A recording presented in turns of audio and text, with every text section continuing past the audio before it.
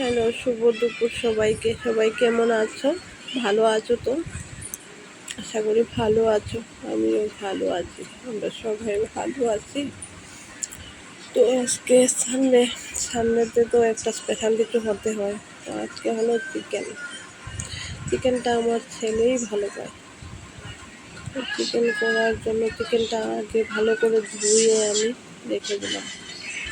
তারপর এখন কাঁচা লঙ্কা, আদা, রসুন পেস্ট, জিরা, ধনে, হলুদ, মরিচ, পেঁয়াজ কুচি, টমেটো, তেজপাতা, গরম মশলা, সরষের তেল সব দিয়ে ভালো করে ম্যারিনেট করলাম। ম্যারিনেট করে আধা ঘন্টার মতো আমি ফ্রিজে রেখে দেব। বাস, ম্যারিনেট হয়ে গেল। একটু লেবুর রসও দিয়েছি। চিকেনে একটু লেবুর রস দিলে না, এই যে চিকেনের যে একটা স্মেল থাকে, স্মেলটা চলে যায়। তারপর আধা ঘন্টা হয়ে গেল। বাস, আমার কড়াই নিয়ে হাজির। তার জন্য শুকনা কিছু মশলা আমি ফোড়ন দিলাম, লং, এলাচি, দারচিনি, তারপর একটু কালো জিরা, তারপর পেঁয়াজ কুচি, তেজপাতা দিয়ে ফোড়ন দিলাম।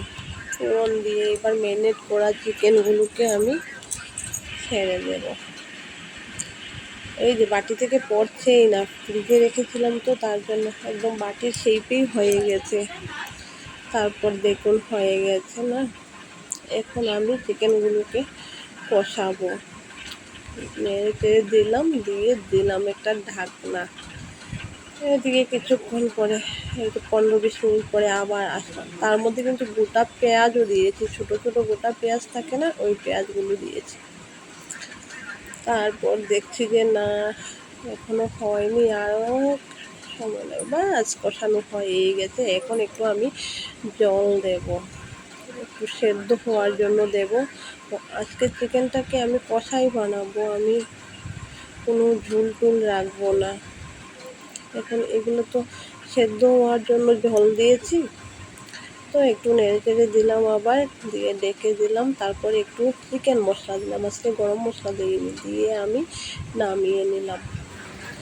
তো আজকে দুপুরে খাবারে ছিল ছোট মাছ, তারপর বড়া দিয়ে, কাঁচা কলা দিয়ে তরকারি, তারপর হলো ঢেঁকি শাক, করলা ভাজি, লেবু, শসা। আজকে দুপুরে খাওয়া